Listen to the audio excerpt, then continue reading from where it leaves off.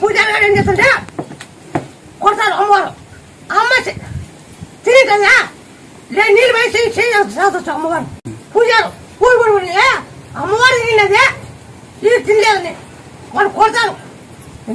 వాళ్ళు ఎవరు కొట్టింది అమ్మ చేయి కట్టుకొని లోన్ పెట్టదా మళ్ళీ చేయి పెడతాది. అమ్మ దేవుడా చేయి మర్చిపోయినా చేయి పెడతాది. ఇట్లా నేను ఇప్పుడు చేయి పేరు పెట్టినాను.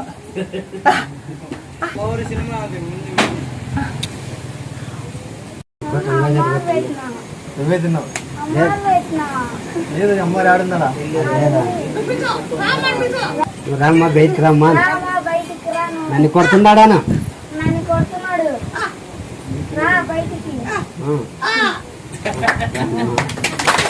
చెయ్యి చెయ్యి చెయ్యి